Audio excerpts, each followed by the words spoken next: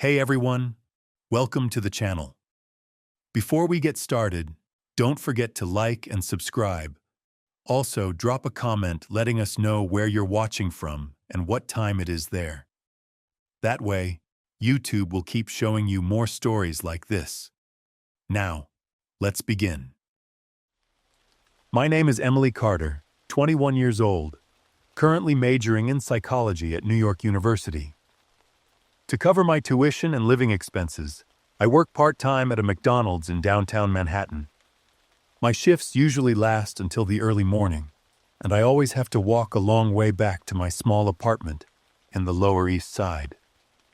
That night, everything seemed as usual, just like any other day, until I experienced one of the most terrifying encounters of my life. The clock on my wrist read 3:15 a.m. when I left the store. The streets were deserted, with only the yellow glow of the streetlights and the sound of wind blowing through the dark alleys.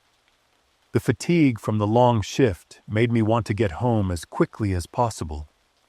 I put on my headphones, letting a soft jazz tune fill the silence. As I walked, I suddenly felt the sensation of being watched. A man stood at the corner ahead, under the dim streetlight. He was tall and thin, wearing a gray hoodie and faded jeans. His messy hair and deep-set eyes made me uncomfortable. He took a small step forward, his gaze fixing on my face. I tried to walk faster, but he approached me, his lips curling into an unsettling smile. He complimented me on being beautiful, his voice deep and soft, but it made me shiver. It was clear he was trying to seem friendly, but his eyes pierced through me.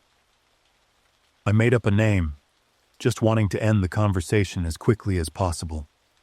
But then, he moved closer, reaching out to touch my shoulder. I stepped back, a chill running down my spine. "Sorry, I have to go," I said quickly, hoping he would take the hint. But no, he kept following me. His footsteps were heavy behind me, each step matching the frantic beat of my heart. He offered to walk me home, but I immediately declined, feeling that something was terribly wrong. My refusal seemed to have no effect. I tried to stay calm, trying not to show my fear, but with every passing second, his presence felt more threatening.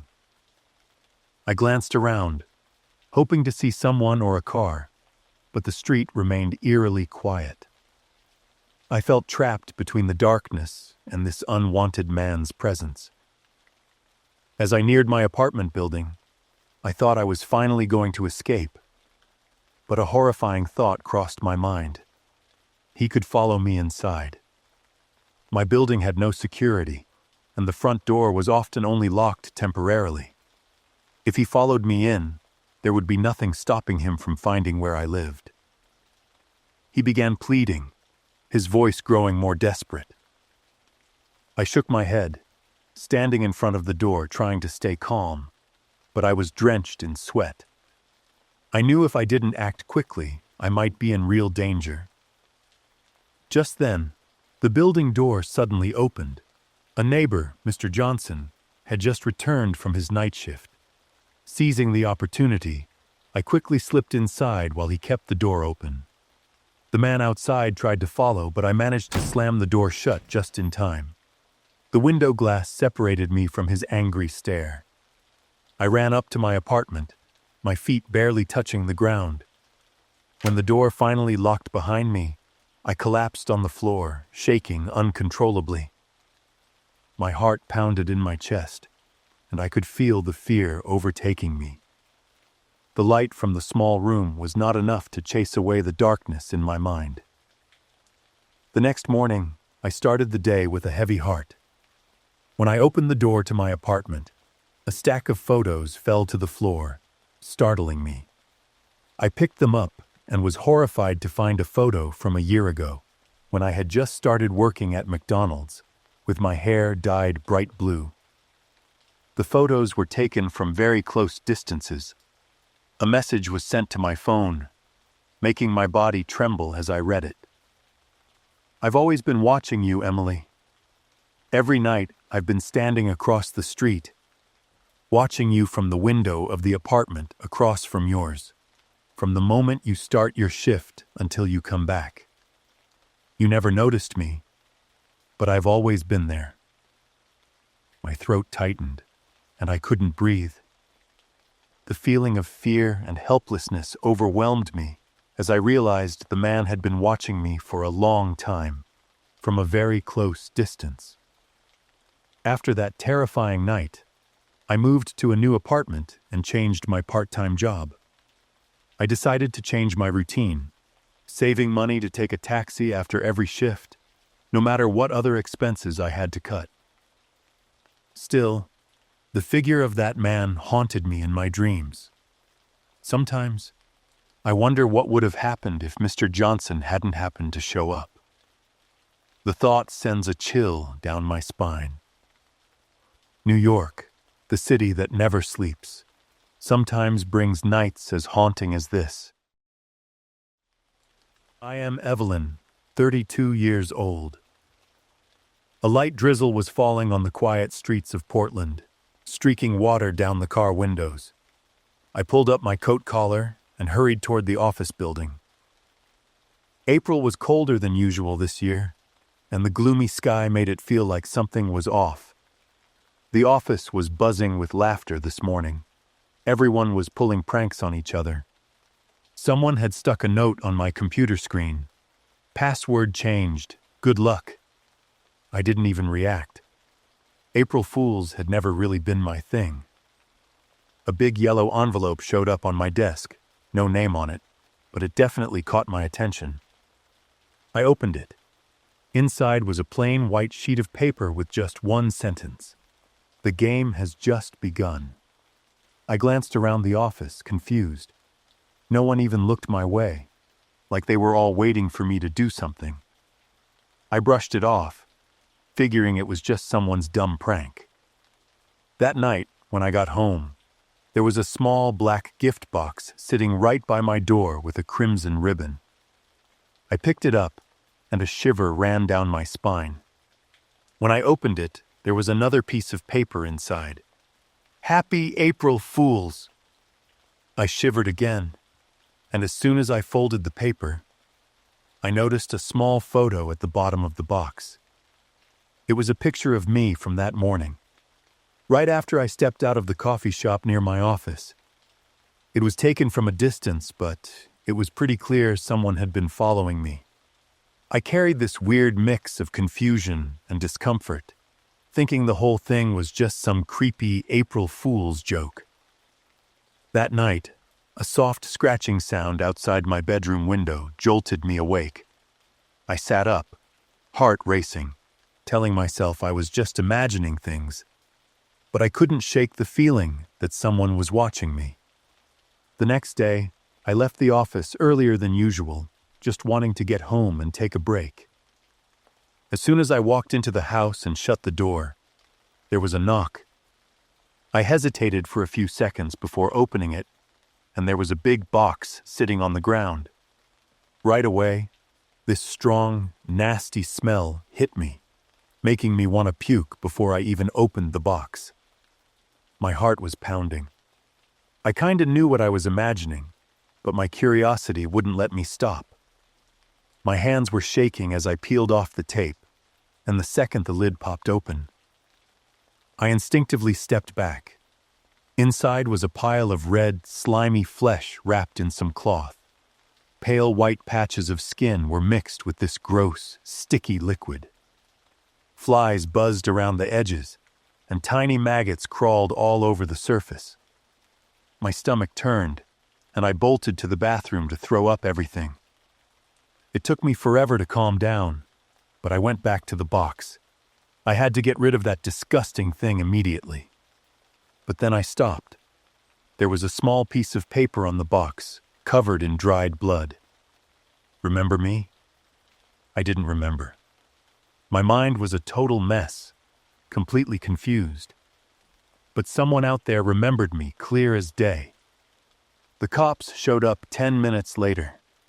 They checked the box, took meat samples for investigation, and searched around the house. 2 days later, the cops found out the meat in the box was bought from a local slaughterhouse. Looking at the cloth that wrapped the meat, it looked a lot like a jacket I used to have.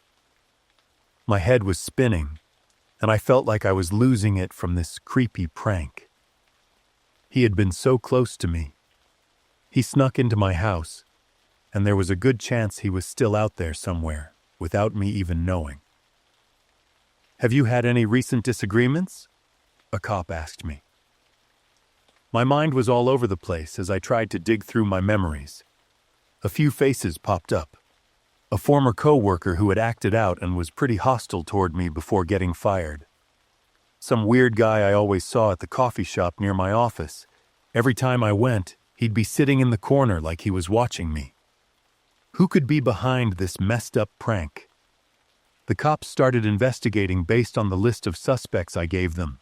They checked the security cameras near the coffee shop and saw that the weird guy had been there a bunch of times when I was there, but there was no proof he ever approached me.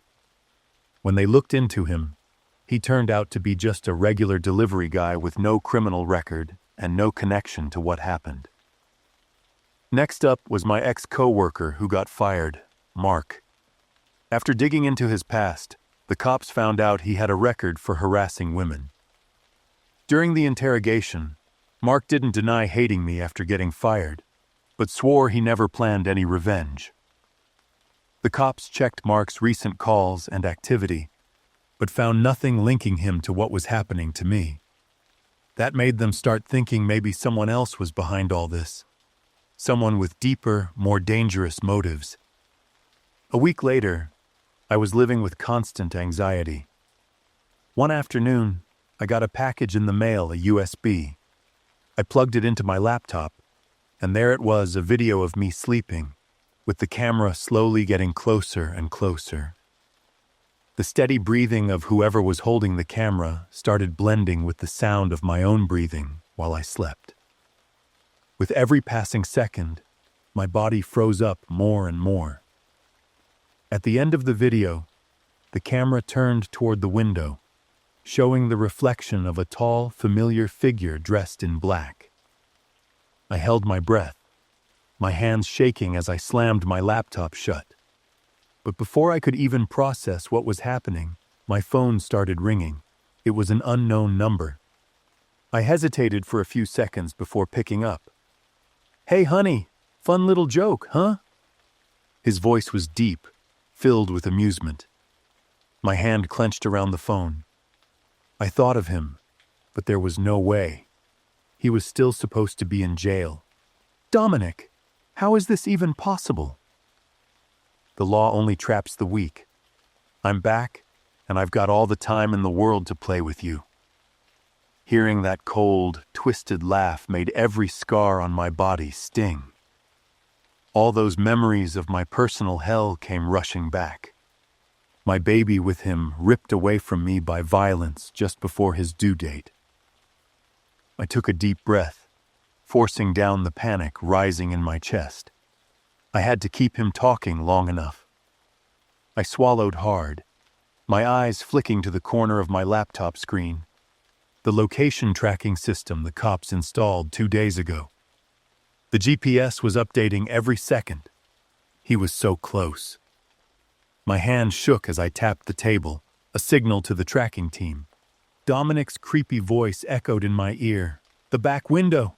I've been in there so many times, you have no idea." My heart nearly stopped. I didn't dare turn around. I could feel his eyes on me from somewhere in the darkness. I took a deep breath. The SWAT team was in position. "Dominic, this is the last time." "Happy April Fools," I whispered.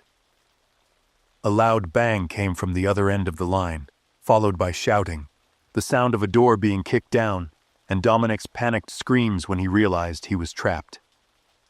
I hung up. The location screen flashed one last time before the signal went dead. I closed my eyes and took a deep breath. This time, he wasn't coming back. I apologize if this story is long, but every detail is important for understanding the full context. This story happened to me when I was 25 years old, living in Las Vegas with my then-husband and our 4-year-old son. Our daily routines were pretty much the same every day. My husband would leave for work at 5:30 a.m. and get home around 4 p.m. from Monday to Friday, and I was a stay-at-home mom. Typically, after he returned home from work, I would take our son to the grocery store to pick up dinner a few hours later and give him time alone to unwind. The Smith's grocery store near my house was literally less than a 2-minute drive away, and it was one of those stores with gas pumps in the parking lot. So once a week, after grabbing groceries for dinner, I would go to the pumps to fill up my car, while my son slept in the back seat. One of my regular trips to the store, which included a stop at the gas pumps, I was pumping gas, when a truck pulled up to the pump on the opposite side of mine. The man quickly did whatever he came to do and drove off. As I was finishing up and walking around my car, he pulled up next to mine, rolled down his window, and said, "I just needed to tell you that the only reason I pulled up to the pump was to get closer to you. I saw you and just had to tell you how beautiful I think you are." He looked like Ted Bundy on crack. I was polite and said, "I'm flattered, but I'm happily married with a son." He responded with, "I know. I just had to let you know how I felt," and started to drive off, but then stopped, backed up, rolled his window down again, and said, "By the way, if you tell your husband what I said, I'll fucking kill him," and then sped off. I was shocked and immediately got into my car, called my husband, and told him what had just happened. He told me not to drive home in case he followed me, and to just run the first light I come to, speed, and when I get pulled over, tell the officer what happened. I did so, and the officer who pulled me over was very understanding and drove me to the substation near our house, where we left my car. He then took my son, my groceries, and me home, and my husband went and picked up my car the next day. I thought that was the end of it, but somehow I knew it wasn't. I told my husband how disturbing it was, that the guy seemed so sure of himself when he said he'd kill him, and how he responded with, "I know," when I told him I was happily married with a son. Was it possible that he already knew where I lived? How long had he been stalking me before he approached me that night? A few nights later, my husband realized we were out of cigarettes and decided to run to the store to get some. It was late, so our son was fast asleep, and I was playing on the computer. He left through the laundry room door into the garage where our cars were. Not long after he left, I heard the laundry room door open again, and someone came inside. I called out to him, "Honey, what did you forget?" But I got no answer. However, I could hear someone moving around in the laundry room. I called out again, a little nervous this time. "Honey, is that you? You're freaking me out." Still no answer, and I realized that I was completely unarmed. My husband is a U.S. Marine and a federal employee, so we had an arsenal of weapons, but they were all in our master closet on the top shelf. I'd have to run past the laundry room to get to my room, so there would be no way for me to get to my gun before he got me if someone was in there. I just sat there frozen and terrified. I could feel the weight in the room as I sat in fear, waiting for him to round the corner, knowing that with my son sleeping down the hall, I'd do anything he told me to keep my baby safe. When my husband returned home, he would have the element of surprise on his side, not to mention his family as hostages, so he wouldn't stand a chance either. My heart was in my throat, and I couldn't breathe as I heard his footsteps coming toward me when suddenly, from my bedroom, I heard the deep growl of my 2 pit bulls, Ruby and Darlene. And before I could think, I saw both dogs dart into the laundry room. At that moment, I heard the garage door open and slam shut as a man screamed. I jumped up from the computer desk, phone in hand, and bolted into my son's room, shut the door, locked it, and sat against it. I quickly called my husband. "Please tell me you're home and messing with the dogs." But I could hear in the background the cashier ringing up items, and I knew he was at the store. Whoever was in my house was definitely not my husband. "Someone's in the house. Get home right now. Please be careful when you get here." I don't know where he is, but I think he's in the garage. I'm hiding in our son's room with the door shut and locked. He told me to stay put until he got home and came to get me. Waiting in the dark in my son's room while he slept, waiting for my husband to come home, felt like an eternity. When he came to get me from our son's room, I was relieved. But for months afterward, he never left us home alone after dark. I know he was just as scared as I was, that the man would come back. About a year after the incident, we moved out and bought a new home. I always think about what would have happened if he hadn't let the dogs in before he left that night. I don't know what he had planned for me, but I know it wasn't good, and my son would just have been a tool to control me, while my husband would have just been something in the way to get rid of.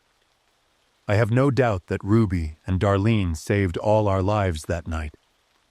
Now that they've crossed the rainbow bridge from old age, and my husband and I are no longer together, and our son is grown, we all still sleep with dogs in our rooms from that night. I am Daria, 26 years old. My husband is Marcus. He is 4 years older than me and is a businessman. Before getting married, we bought an apartment in Phoenix. We were going to move here and start building a happy family life. The first few days were quite busy. I took care of cleaning the house and shopping for necessary appliances. Marcus's job was very demanding, and he often had to spend most of his time at the office. In stark contrast, I worked as a blogger, so I mainly worked online and have flexible hours. Finally, the apartment was neat and fully equipped. I stood by the window, looking at my living space with pride and overflowing happiness. When I glanced over at the building across from us, I saw a shadowy figure in an apartment on the same floor seemingly watching me. I wasn't sure. The figure was quite blurry from this distance. I stood there observing until Marcus came home, though I wasn't clear on when he did. He approached and hugged me from behind, startling me and caused me a scream. I quickly forgot about that figure and enjoyed a pleasant and cozy dinner with Marcus. The next day, after seeing my husband off to work, I tidied up a bit and started my work. Quite some time later, I stood up to relax and once again saw the figure from the night before. I stood and watched for a while. That person did not move at all. Not sensing any danger, I pulled the curtains closed and continued with my work. That evening when Marcus came home, I chose not to mention the figure in the apartment across. I thought it wasn't a big deal, but the figure was becoming more and more distinct, and I could tell it was a man. One morning after going out and returning, I paused to observe that apartment again. The old curtain completely covered the window, as if it had been vacant for a long time. That evening, I didn't see that man anymore. After having dinner, Marcus and I decided to go out for a walk.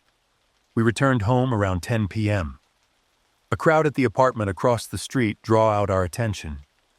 As we approached, we saw many people gathered, discussing, with 2 police cars and an ambulance parked nearby. Marcus asked someone standing there and was informed that there had been a homicide in the apartment on the 13th floor of the building. The victim was a young woman. The perpetrator had brutally decapitated the girl. My husband and I looked at each other in shock and hastily made it back home, shuddering. The next morning, news of the case at the apartment across was on the news. This was one of the serial murder cases committed by a sick bastard. He had no motive but only wanted to satisfy his madness. The police were actively investigating and operating a manhunt for the perpetrator. I was very worried and told Marcus about the shadowy figure I had seen over the past few days. Marcus thought it was just my imagination. It was probably just a playful child or the odd behavior of a tenant. Yet Marcus reminded me to lock the doors carefully when I was home alone, and not to let strangers in before rushing off to work. However, I felt helpless that he didn't listen to what I was saying. That day, I went to a cafe to change my atmosphere, but I simply couldn't focus on my work anymore. I researched the murder case of the girl living in the apartment across. The only witness was the victim's close friend. She said that the victim had felt like she was being watched for many days before her ultimate murder. I shuddered because I had felt the same way over the past few days. After that, I began leaving the cafe to go home. I felt scared and wary of people walking behind me. Only when they passed by did I feel relieved. That evening, I brought up my feeling of being watched with Marcus. He gently hugged me. Marcus thought I was overly worried with the case of the girl from the previous day. He said the police would catch that murderer soon and everything would be fine. Marcus gave me a movie ticket, saying it was to a very interesting film just released in theaters and that the movie could help my writing. I was excited thinking that the two of us would have a romantic date night, like when we were dating. But Marcus said I would be going to the movie alone. He needed to work with an important client the next day. I felt a bit sad, but understood that Marcus was trying his best for both of us. The next day, I didn't see that mysterious figure at the window anymore. Everything was probably fine. I must have been thinking too much, just as Marcus said. That evening, I watched the movie alone with a pretty relaxed mood. The theater had only me and two other latecomers. A while later, someone walked in, slowly approached, and sat right behind me.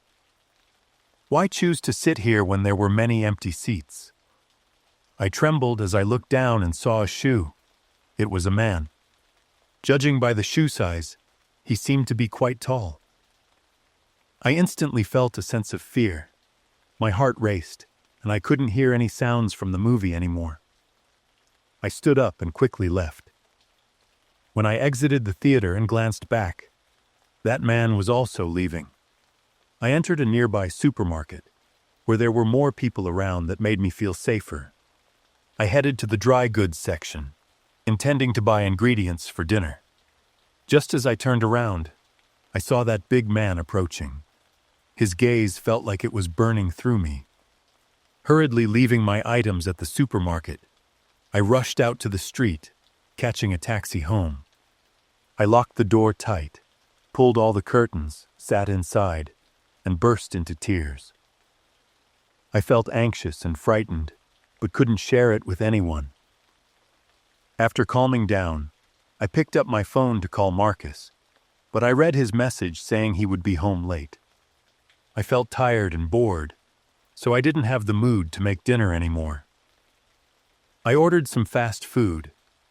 About 20 minutes later, I received my food and happened to meet the girl living in the apartment next door. We got to know each other. Her name was Glenda, and she lived alone. I was impressed by her edgy and somewhat rebellious outfit and appearance. Glenda invited me over to her apartment for dinner, and I agreed since I was alone. We enjoyed good food and conversation and felt quite compatible. So I had a new friend. After all, Marcus couldn't devote much time to me. With Glenda, I would feel less lonely. Our talks slowly drift toward the discussion of the murder case of the girl on the 13th floor of the building across. I told Glenda about the mysterious figure I had seen over the days. Glenda told me to call her anytime I needed help. She was always ready to assist. I returned home quite late, and Marcus still hadn't come back. I found it hard to sleep without him, so I sat in the living room waiting. I suddenly remembered that mysterious figure and walked to the window. As soon as I pulled the curtain, my mind spiraled into chaos when I saw him. I hesitantly placed my right hand on the window, and that person mimicked my action. Not hurrying to pull the curtains closed, I took my phone to call Marcus. He returned home after 30 minutes, and we argued about that mysterious figure. Marcus always thought I was overreacting. He calmed down, hugged me, and apologized, believing he hadn't taken good care of me. He was afraid I was suffering from depression or anxiety disorder. Honestly, I clearly understood my condition. I was sure about what I was seeing and feeling, sensing that something terrible was coming. The next day, Marcus took me to see a doctor. I felt very exhausted knowing that my husband didn't understand me. I didn't cooperate to answer the doctor's questions and left in Marcus's frustration. I wanted to find Glenda to share everything, but she wasn't home. 2 days later, when I heard the door to Glenda's apartment open, I hurried out. But it wasn't Glenda. It was a strange man. He introduced himself as her boyfriend. He hadn't been able to contact Glenda, so he came to find her here. I worried for Glenda, not knowing where she had gone. The tension between Marcus and me was reaching its peak, and I even contemplated going to stay with my parents for a while. One evening, I was standing waiting for the elevator to go up to my apartment. When the elevator doors opened, I encountered the man from the supermarket the other day. My body froze in fear. He and I stood staring at each other without blinking, and he held a plastic bag that had a nasty stench over it. When the elevator next to us opened, I rushed in and frantically pressed the close button. I prayed to God to let me get home safely. As I passed by Glenda's apartment, I saw the door was unlocked. Thinking she had returned, I called out happily and walked in. On the floor were streaks of blood leading to the sofa. Glenda's decapitated body was lying on the couch. My body was numb looking at that sight. A hand suddenly grabbed my shoulder, and I struggled to break free. But that hand tightened its grip.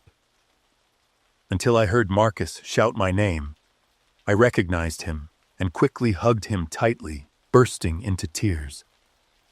A noise occurred right beneath my feet and Marcus's, and when we looked down, I collapsed. It was Glenda's head falling out of the plastic bag. Before Marcus and I could react, that large man lunged at us with a knife in hand. Marcus held me tightly, instinctively using his body as a shield. The knife slashed deeply across Marcus's arm. I clutched the laceration to prevent the blood from flowing out, looking at Marcus and crying while he held me firmly. 3 deafening gunshots rang out, and the man fell motionless to the floor.